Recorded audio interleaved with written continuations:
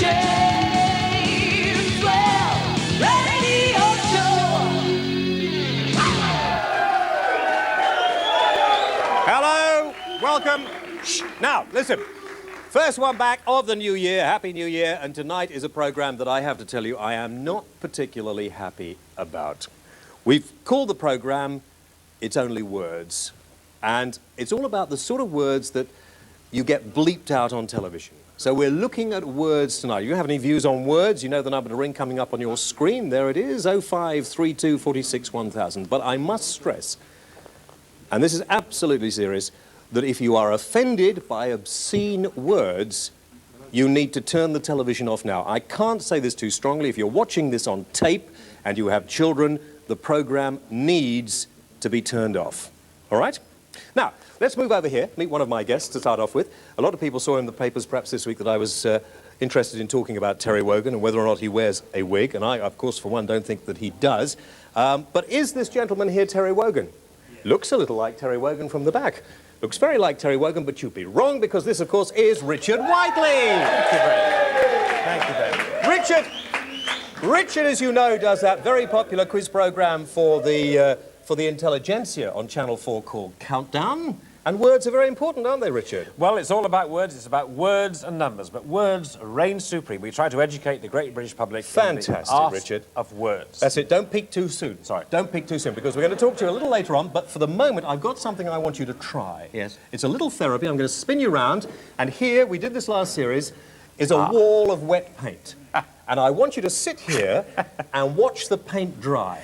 It's supposed to be very therapeutic. It's a little bit like watching daytime TV on the BBC. So just watch that for a few moments, all right? I think so. OK, we'll talk to you a little later. I'll go back over here to tell you a little bit now. Could we do an interview? What? Well, I'm doing a new series on the lifestyle of the poor and famous. The poor and famous. You came to the right... Maria! No, oh, Maria, no, you're not... Maria Whittaker, ladies and gentlemen. Am I too early? You're too early. A little... OK, a little... Go and sit down, and we'll talk to you a little bit later on. Now, to get into the word situation, we thought we ought to go to the person right at the top. And that's what we did. Look at this.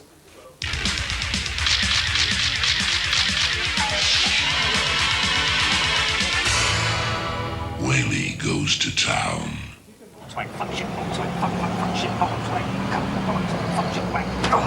Right, got that out of my system. Now, here we are at the good old Broadcasting Standards Council. They're the people who keep an eye on persons like myself. Colin Shaw is the director, and he's agreed to a little interview inside. Colin, first of all, I suppose I should ask exactly what the Broadcasting Standards Council does. It does a number of things. It deals with complaints from the public which arise from the portrayal of violence, sexual conduct and matters of taste and decency in radio and television programs and commercials. But it also undertakes a lot of research in order to make sure that the findings it reaches in response to the complaints are actually based upon a serious knowledge of what the public is thinking and feeling, and not simply upon the whims of the 8 members of the council. Do you have any power? I mean, if you say something is wrong to one of the broadcasters, does that have any power to stop it or not? No, it's an advisory role. But what we can do is to ask the broadcasters to publish in some form, either on air or in the newspaper, the findings that the council reaches. And that's a kind of public pillorying which nobody particularly likes. We're talking about offensive words. Now, I know that you get more complaints about bad language than anything else, but is that because it is easier to complain about that than, say, the plot of a play or the subject of a documentary? I think it probably is. I think that the use of words cuts across generations, and I think it gives offence, particularly when people are watching television as a family, and perhaps 2 or even 3 generations are sitting together. And though each age group probably uses the same words with their own peer group, they almost certainly don't use it with their parents or with their children. And it's an easy response to pick up a pen and complain about something which has caused you embarrassment. Do you still feel, because of the advent, this country has probably more video recorders than anywhere else, that the watershed, 9 o'clock, I think, is it 9 or 9:30 or something, still has a relevance? Yes, it's 9 o'clock, and it's known to a surprising number of people. And I think if you changed it, some people say it should be 10 o'clock, some people say 10:30, I think there would be an enormous degree of public confusion. And although there is widespread use of VCRs, lots of children, I think something like 3 in 5 children have television sets in their bedrooms and so on, and so they can watch without their parents' knowledge. Nevertheless, for those parents who do want to exercise care and discretion over what their children see, 9 o'clock is a kind of signal before which it is, on the whole, reasonably safe to let the children watch. It seems strange that films are edited on the obscenities are edited on television when you can quite easily go into your video shop and buy the film intact. Except I must admit the other night, Platoon, every other word I think was fuck, and that wasn't edited out. Why do TV companies decide to do that? Do they come to you and ask permission to use these words first of all, or not? They have no obligation to come to us, and we have no powers to intervene before transmission. It's a matter for the broadcaster's own judgment, and the broadcaster knows the audience it's appealing to. I mean, if it's Scottish television, they know they've got one set of tastes. If it's a company down in the south of England, they know there's another set of tastes. Do you think BBC Two and Channel 4 are more adventurous as far as words are concerned? I think so. I think they're both minority channels. The audience tends to come there by design and by deliberate choice, whereas I think probably to a large extent still on ITV and BBC One there are people who simply put the set on at the beginning of the evening and take whatever comes. Swearing in front of children seems to be one of the top no-no areas, really. I wonder why, considering the sort of language you hear in the playground. I think it's become more common for children to swear outside the playground. I mean, it's become that much more public. People are conscious of school children swearing much more horribly on the tops of buses, for instance, than I suspect was true. And I think showing off through swearing has probably spread a bit. Now, Colin, how do you become a member? I mean, I'm obviously looking for myself, really. Do you have to watch a lot of television? Well, you become a member because you're appointed by the Home Secretary in the way that the governors of the BBC are appointed, or the members of the Independent Television Commission. So they're drawn from the list of what people tend to call the list of the great and good. They don't have to reflect the sort of people who watch television? No, I think that's probably fair. I mean, they would reckon in their own experiences, as whether they've been teachers or priests or whatever they've been, that they have a knowledge of ordinary people, but they are not ordinary television viewers. With the exception of Alf Dubs, who I've never heard of, Alf Dubs is a former Labour MP. Is he really? Well, that's probably why I'd never heard of him. They seemed, apart from him anyway, to be vicars, teachers, people of that ilk, and it seemed a little unfair, really, to have these people pontificating about what they thought was offensive or not offensive on television. Well, I think you want to go back to something that I said earlier on, that if, in fact, they were simply pontificating on the basis of their own prejudices and their own experience, because nobody has very wide experience of life, so everybody is limited in some way. But that's why they decided very early on that they ought to do a lot of research and produce the kind of research findings which you've got in your hand. Broadcasters tend to say when they have a complaint upheld against them that, oh, well, it was their turn and the previous 500 were turned down anyway. Do you think a little of that creeps in, that you look at... No, we're not like policemen out with a quota to nick so many people before midnight. It doesn't work like that at all. 46 1000. James Whale. Well, here we are, the Monograph Report, a matter of manners. We're talking about the words you hear on television tonight. And before we carry on with that, I see that people are preoccupied at the moment with root vegetables. I see Jonathan had one on his show earlier tonight, and Esther Ranson's always having them on. And if you can get £1 million contract for doing stupid things like this, I thought I'd show you this. This is a carrot. Can we put it down here? Okay, there's a carrot. And can we get a shot of... There we are, look at that. You see? So, it's just a little bit dirty. You know what it looks like? What? It looks like Rudolph near enough with his tights off. It does, doesn't it, really? Yeah, so there we are. A round of applause for the carrot. Jasper. Okay. And here's Stan Bordman, ladies and gentlemen. Now. Package. Stan. Yeah, James. Stan. Now, hey. Stan, words. Words. Words, yes. Well, you know, I'm the cleanest comic in the country. I know that. I never tell rude jokes. I know you don't. Right. And I was wondering, regional accents. You have obviously a Liverpudlian accent. I don't know how I got that. And there are words that perhaps a Scouser would use that you couldn't get away with in other parts of the country, and vice versa. Well, yeah, because I think Liverpool, we get away with them because of our accents. We say words like bugger, where all over the country everybody goes... What sort of words? Bugger. Oh, yeah. Yeah, well, when we were kids, yeah. your mother used to go away, you little bugger. Yeah. So we accept that, you know, or twat.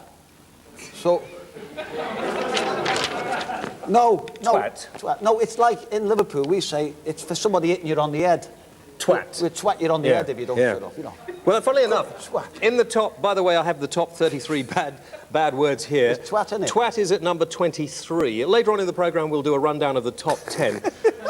Funnily enough, dipstick Dipstick. is at number 13. I think that's a southern word. You think that- you think- that'll be the southern word, Yeah. We'll probably call them dickheads. Yeah.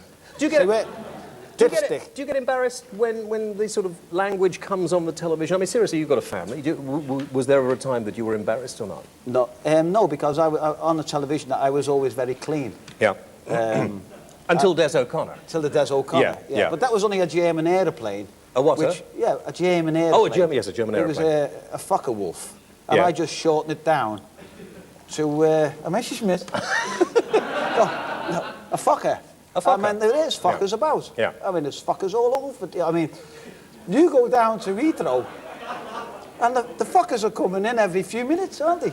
You know, I mean... This particular joke that you did Yes. at 8 o'clock in the evening Yes. caused you a lot of aggravation, didn't it? I mean, it kept you off TV for quite some considerable time. Yes, but I was working all over the clubs, all over the country, and I had so many dates filled in. But it wasn't a bad joke, was Yeah. it? And I was told to tell the joke. That was the funny thing. Now, nobody ever said that, really. No, Nobody no, ever said... you know. everybody denied Yeah. it. But I was told, not to get anybody into trouble, but I was told To do tell the it- Fokker joke. To do the Fokker joke. I think it's the way you say it. I mean, if you say it nicely, Exactly. you know, In Fokker, Liverpool, yeah. we say things like Yeah. the Fokkers. Okay. We think don't we've- say Fokkers. No, No. but you shouldn't do either. No, you shouldn't. Let's In talk there. to Nobby is in L Street, OK, right over here. Hello, Nobby. Happy New Year, James. Hi. I'd like to ask Stan Bordman a question. Yeah. About your Fucker joke. Apparently, there's a new Star Trek movie coming out that you're starring in. It's called Penis Up Scotty. Is that right? Penis up Scotty. Yeah. I beg your pardon? I Yeah. beg your pardon? Hey, marvellous. Yes, that's Have what you you, see. Dickhead. Yeah. Yeah. Right. Do you want to press the button on him? No, he's lovely. He's you did a lovely. great job. Let him Yeah, dig you a did a great hole, job, he'll fall James. in it in a minute. Well, OK, sorry about the Nobby. You've been Nobby. His twatted, name's Nobby. basically, yes. Fizzy from Birmingham. Hello, Fizzy. Oh, hello. I'm just ringing to say I don't really mind swearing, but I mean, it's a fact of life. But I mean, I was thinking that technology available today, Yeah. television companies could provide viewers with some sort of warning. Well, we're giving you a warning. The James Whale Show. That's a warning enough. Do you think that... I don't know. I think that sort of racial or jokes about people being disabled are far more offensive than jokes about I wouldn't think sexual parts of the body, for instance. No, I think jokes. I think everybody tells jokes about everybody, Yeah. racial jokes and things like that. I mean, Charlie Williams, the coloured guy, he tells jokes about calling us white honky tonks. We don't mind. We don't mind. I think it's like President Tutu. Is it Tutu? Yeah. I mean, he came over to England, and he had piles, and they had to roll them in flour before they could find his arse. So I mean, that's not a bad joke, is it? I mean, he'd laugh at that, wouldn't he? Would he? It's not a funny joke, Well, it's though, not is a it? I mean, racial- it's not a funny joke. Well, it's let's not be a honest racial about joke, though, is it? Fizzy, was that offensive to you or not? No, I don't really mind. But I was. No. I Oh, we'll know some more then. Here, No, listen. no. Just 1 minute. Yes, Fizzy? I've got a good idea for people who are offended, Yeah. by bad language. I mean, they could keep an old-fashioned car horn under their chair. I mean, I've got one to secure burglars, right? But I mean, if a 5-second countdown was to appear Yeah. on the bottom corner of the screen, Well, warning- sort of around about there.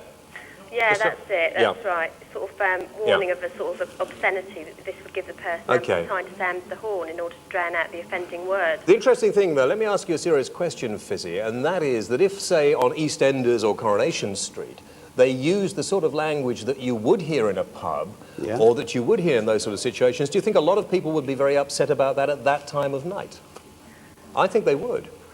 I don't know. I suppose it just depends, really. I mean, it's only words when it comes down to it, isn't it? It is really a jumble of letters. You're absolutely right. Thank you for the moment. We'll take more calls a little bit later on. OK, Stan? Yes, okay. That yes, was a smashing. flipping awful It was a terrible joke. joke. I know a better Rick- one.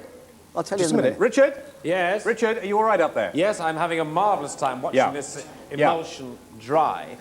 Are you? Is it like watching your auto cue or not? Well, I can't really read my autocue, actually. No, we know that, Richard, but... Getting a bit old.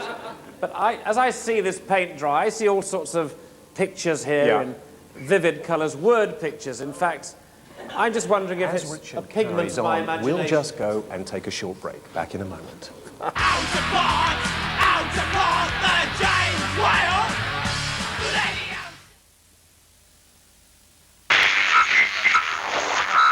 Well, 4 in the rain.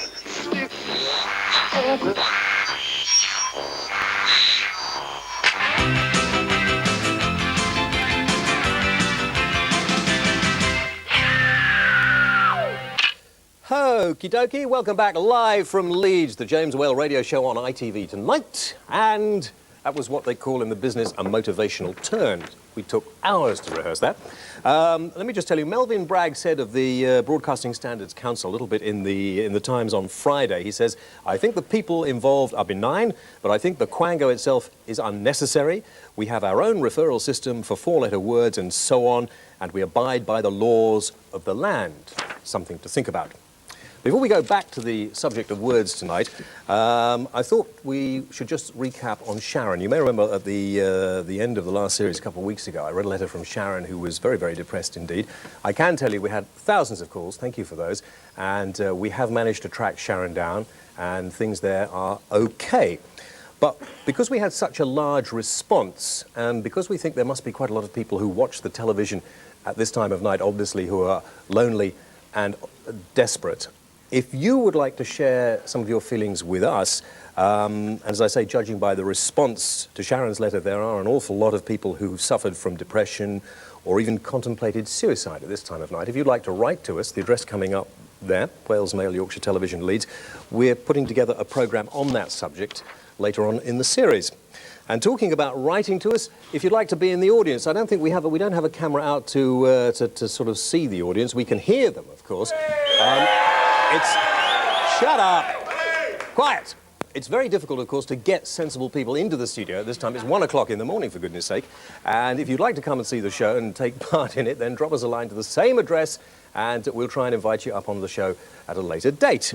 I think that's so far. Oh, and of course, it said in the papers I was going to launch the British Bald Club, which I'm doing tonight. I'm not outing Terry Wogan. I don't know whether Terry, as I said earlier, is bald or not, but if he needs help or counselling, I am here and prepared to help him with the members of the first club for bald men to show that bald men really are the epitome of what a true man should be. If you have a full head of hair, obviously in some way you are lacking, and what everybody is aiming to be is bald, eventually, if you're a man, and you should join the British Bald Club. We carry on, but we do remind you that the programme tonight is full of obscene words. In fact, a little later on, we'll have the top 10 obscene words, according to the Monograph report. And if you are easily offended, then you could watch the show, turn the sound down. If you're watching on video, make sure there are no children watching at all. I'll make myself clear? Okay.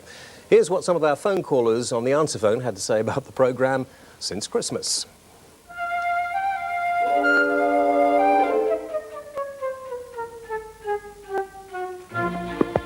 Hiya.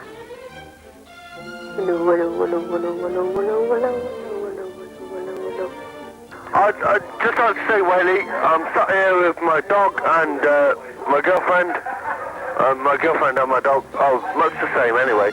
But every time you speak on the telly, my dog wags his tail. Hi, this is Mark from Milton. And what I really want to know is, why can't you buy Nimble bread no more?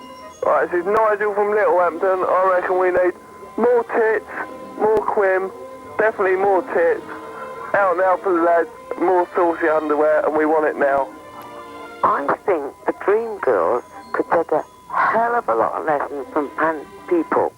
Hello, this is Fiona from Blackpool. I would like to see more of Adonis in your next year's show, as they're absolutely gorgeous. Hi James, this is Dave Trader, and I want to know what the price of wet fish is. I'd just like to say I'd love to see James Whale absolutely naked on the screen. I think he's absolutely gorgeous. I can't stand this guy. It's so cheeky, ignorant, and yucky. Good night, people. And, of course, if you want to make some sort of comment about the programme, the number to ring anytime you like is, where is it? There we are, 0898 46 1000, 0898 46 1000, and cheaper than sending a letter. Now, with me is David Swarbrick. David, hello, welcome to the programme. Thank you, James. David is the marketing director for Collins Dictionaries, I'm right, I think, in saying? You're certainly right, yes. Now, in here we have all sorts of words. Do these words we've been hearing, and we're going to hear more of a little later, I mean, do they appear in the dictionary? Just about all of them. Of the 10 most offensive words, all but one of them is in there, and the one that isn't there is excluded at the moment because it's only really used in America. Which is? Which is motherfucker. Motherfucker isn't in there. It's not in there. I was surprised that was a word that people were worried about in this country, because you don't hear it very often. No, exactly. It's big in America, and there, in fact, it's rendered not at all offensive by just being used as mother. And it's abbreviated in that sense. And now, Shakespeare used quite a few of these choice words in his writings from time to time. I mean, how far back do they go? They go back, the etymology of most of them goes back to Old English, Middle German, Latin, even further. Some of them can be found in London street names. Frig, for example, is an old Anglo-Saxon term for to love. It's changed its meaning. Yeah. Yes, I was just trying to think what... No, sorry. People often say that if you use these words, or it's a sign of a weak intellect or a small vocabulary. But I don't think there is anything as powerful as turning to somebody and saying to them, why don't you just off? Absolutely, and the other great thing is Go away, for God's sake. If we didn't have these words, I think there'd be a lot more violence, because they do take the sting out of a situation. If we didn't have these words to turn to, we'd use something else instead. Do you get a little stick for putting them into this? I mean, this is a well-trusted dictionary here. I mean, do people sort of say, what are these words doing in here? Do you ever get complaints? We do get some complaints, but we'd get a lot more complaints if you were a shy and retiring person and had to look up a word that proved to be embarrassing. Yeah. It wasn't there, and you asked somebody, then you'd be embarrassed by the answer. So it's absolutely essential that if it's being used in the country, it's in the dictionary. I mean, let's take an obscene word, and I can't think of one at the moment. Shout an obscene word. Come on, you're all in front of television. You can't, can you? For goodness sake, somebody's dropped down drunk in the corner. Wanker. Let's try wanker. Can we do the wanker in there? Wanker's in there. The wanker is one of the most obscure words. Yeah. It has. It's 20th century, maybe 19th century. The origin is not known. One of the more interesting ones is naff off, made famous in 1982 by Princess Anne. By her horsiness. Exactly. Yes. Yeah. But that goes back to Victorian times, where it meant something completely different, and then it acquired a sort of gay meaning before acquiring the meaning that Princess Anne used, which was the sexual intercourse meaning. Yeah, I mean, naff off doesn't sound particular. I mean, that doesn't sound to me a particularly sort of disturbing word. It's funny, isn't it? I mean, they're just a jumble of letters, and they have such an effect on people. But, I mean, there are words that are... Bollocks, for instance, is quite a nice old Anglo-Saxon term, I believe. It is. In fact, most of the swear words I can't believe I'm doing an interview like this. Sorry, yes. They all are. I mean, later on, when you go through your top words, I'd say just about all of them. You'll find in Old English poetry, in Latin poetry, and which has then come into English poetry. They're all an essential part of the language. They're older than much of our culture. Would it be better if perhaps we talked about them, or maybe learnt them in school in a sort of history format, rather than hid them away and everybody got terribly flustered? I mean, you know, when I said to these beer-swilling yobbos here that put this show together, I mean... There is something about them. People still are very frightened. I mean, to say the word cunt on television is almost a no-no. Exactly. You can hear. Exactly. And yet in the 13th century, it was the name of a street in London, Grape Cunt Street. So you see, it has this three, and it shouldn't do. Absolutely. Because it's a four-letter word. A four-letter word? Yeah. Beginning with C? Yeah. Is it in the dictionary? It's in the dictionary, and also the euphemism, which is now politely referred to as the C word, like the F word. But if we took them into the classroom and taught them as part of the history lesson, they would be anaesthetised, and we'd have to invent other words, because they're important for their shocking value. While we were wandering around Soho, as we do from time to time, we stopped a few people in the street and said, what words do you not like to see on television? And do you know, it was very difficult to get people to say the words. Look at this. Can I ask you what's the most offensive word you think on television? Oh, I don't know. Most offensive? Yeah. Bugger. That guy last night that said "unt." But one that's actually used at the Yeah. moment, or one that could be used? One that could be used. Oh, I don't think there is one, really. I can't say it because I'm a lady. Vaffanculo, eh? In Scotland, it's particularly offensive to call a woman a cow. It means she slept with everyone in the street. That's disgusting. It is, yes. Yeah. C-U-N-T. Yeah, that's better. That to me is the piss. Is it? Yeah. That's the lowest of the low. You don't like that word? You couldn't bring yourself to say it? Oh, I've said it to a few people, but I think you know it's said to me, yeah. No, I won't say it. No? No. That's not, Yeah, that's bugger's not- all right. Bugger's all right, yeah. Yeah. Good, that's good. Bugger off. Okay, we're back, and with me is Maria Whittaker again, and this is, oh my golly, this is the part where we talk to Maria. Now, Maria is becoming a journalist. Very nice indeed, very good. That's the band. No, it's one of them fuckers. Is it? Yeah, well, I was going to say that, but I just... Is it? Fantastic. Okay, well, there we are. I forgot what we were talking about. This magazine, weren't we? Yeah, because you're becoming... You're covering your body up now, except when you need to make mortgage payments. Yes. And you're going to... As you do. And you're going to get into words. Yeah. So, would you like me to interview you then? You want to interview me? You carry on. We've got to swap seats though, because I'm... No, we can't. If we swap seats, then it'll mess everybody up. Yeah. All right then. You know, just remember, this is your camera, and that's my camera. It's my camera. And Right, you carry welcome on. When to you're ready, I'll... Don't interrupt me then. Sorry, okay. And welcome to the Maria Whittaker Show on Lifestyles of the Poor and Famous. This is... Welcome James Well today. Hello, Maria. Hiya. Yeah. Who isn't poor, but isn't very famous, but never mind. Now... Sorry, yes, Maria. Now, I've heard that you have a fetish on balding men wearing wigs. Now, is this true? Totally untrue. I've never fancied a bald man in my life. Never? No, never have, never So have. are you going to tell us a few Bald men, women. which are like few celebrities that wear wigs? Am I going to tell you a few celebrities that wear wigs? Well, there are Apart quite from Tony Blackburn. does Tony Blackburn wear a wig?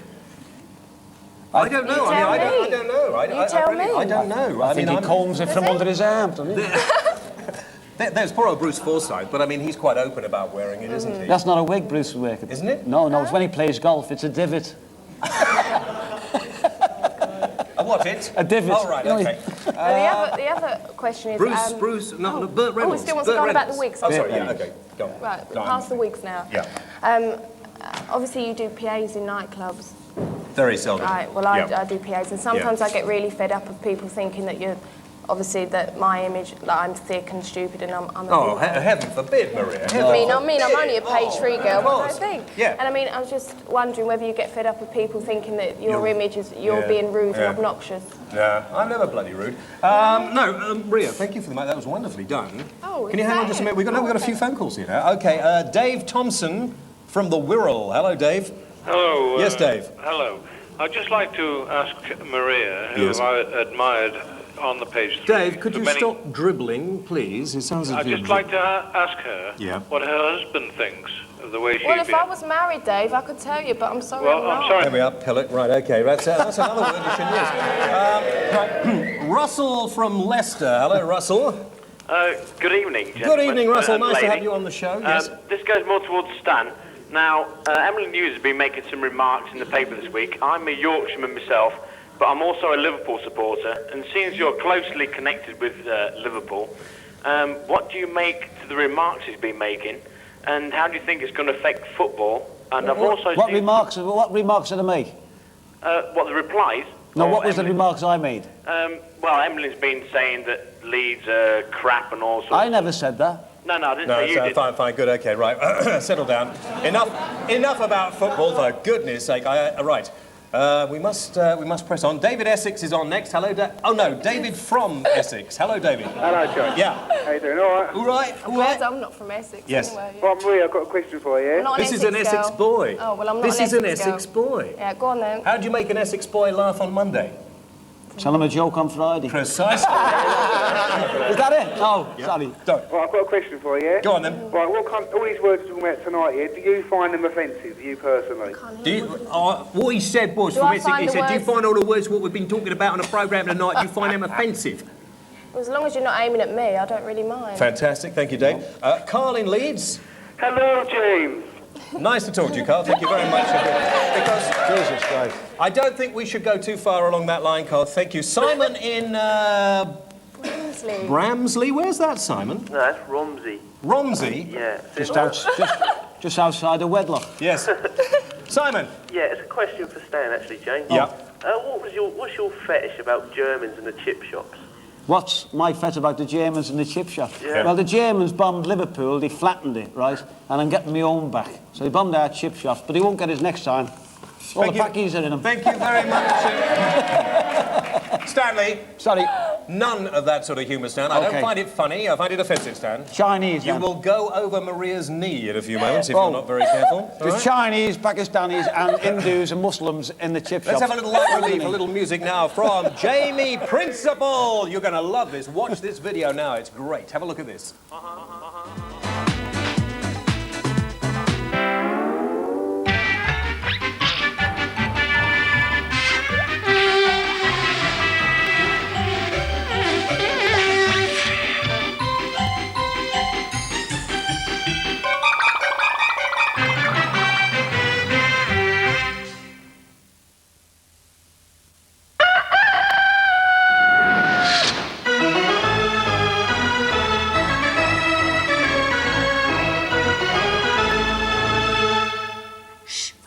I want to see what Richard's up to up here, because he's been quiet. What are you doing? Well, I was having a wonderful time watching the paint dry, but since Yeah. I've got hold of this, now, I have to say there are two very interesting aspects to this. I mean, two marvellous words. Concept yes. and bimbo. Most interesting words, very interesting roots. They Richard, we're busy. Come on, have you had enough of watching the paint dry? No, I'm enjoying it thoroughly. Can I stay here more? No, you Can can't. I come back next week? Yeah, well, probably, Richard, the way we're going. Get up, Richard. Help me introduce you, though. We've got some live music now. And I've been watching Top of the Pops, and I think they could do with 2 new presenters. Yes, they could. OK, so here we go. Ladies and gentlemen! It's called... just a minute. Sorry. You've got to build it up. You've got to build it up, OK? Right, here we go. Great expense. Ladies and gentlemen, Diesel Park West End! It's a love. There will be nights when you can.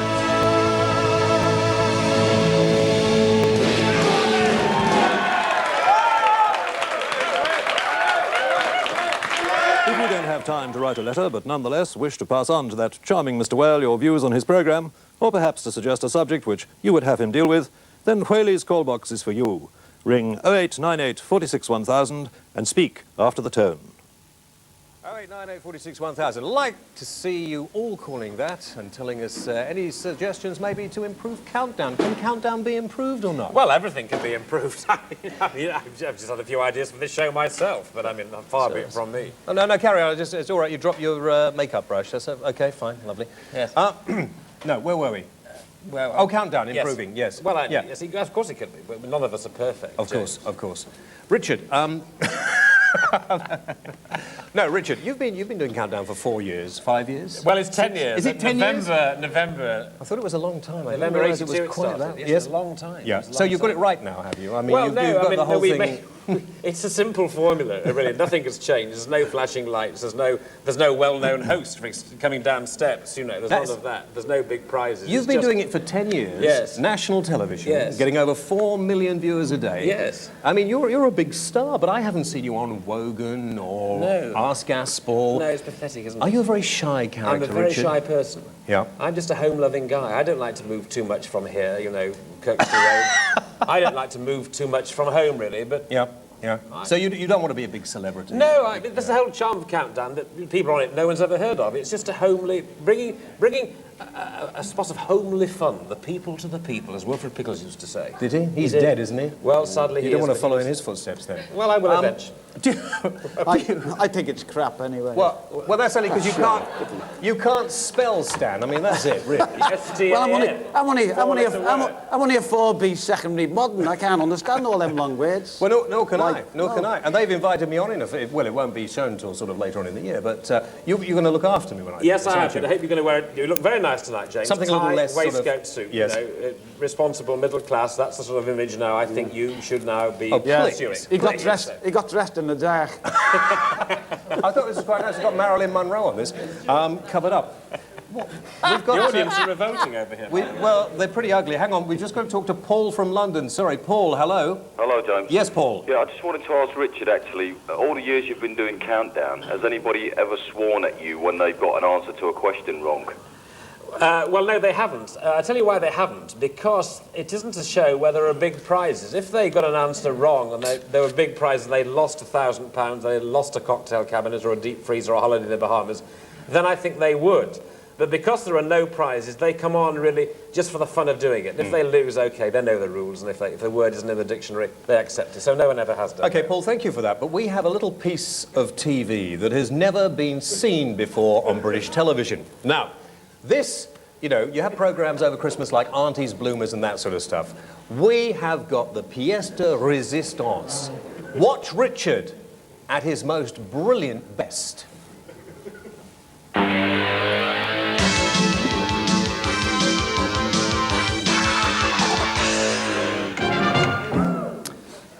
Now then, Gino. 7. 7 again. And Lawrence? 7. 7. Let's say Lawrence is 7, please. Not sure if I dare say this one. Wankers. Wankers. Well, Gino? We've got a pair of wankers. A pair of wankers. Sorry.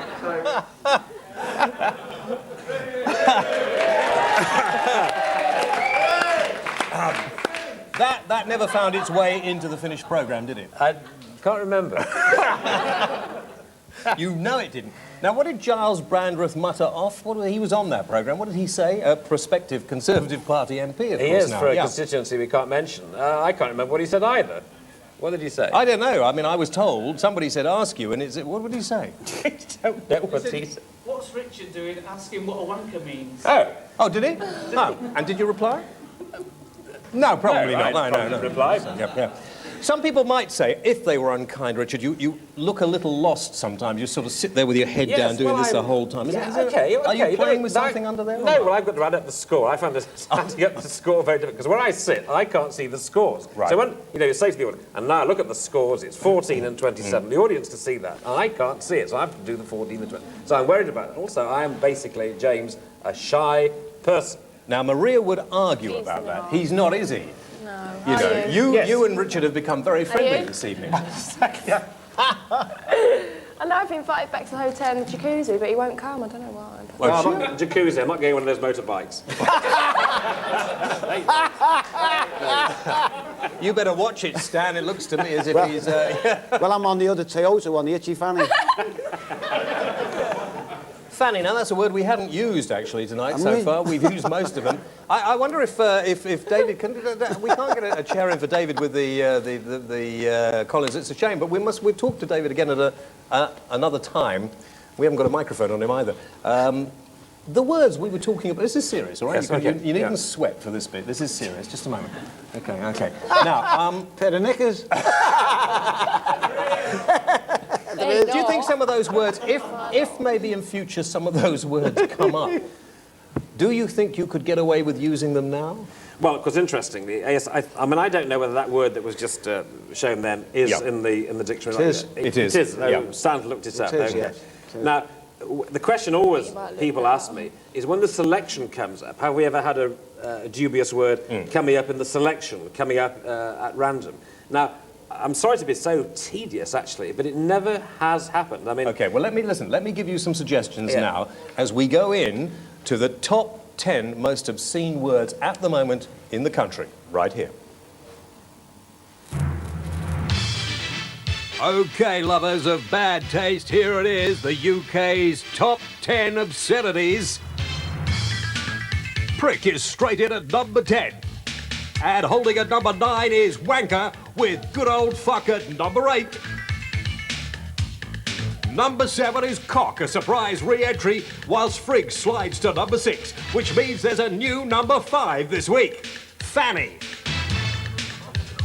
Cocksucker is going down to number 4, and things look black as Nigger slides to number 3. Cunt, last week's number 1, is this week's number 2, which means there's a new UK number 1. Motherfucker. All right? Stay bright, all right? All here in the book. I did actually ask when we were down there whether this is an interesting book that you should read because it's full of words here, Richard, and I'll leave that with you. Most books are full of words. No. It's full of. I'll rephrase that. Very good, Richard. It's full of words you may well want to use on Countdown. Who knows? But keep that with my best wishes. Next week on the programme, we have a marvellous prize for you. We're giving away a trip to Japan, a trip to Tokyo on the programme next week, so make sure you tune in and watch that.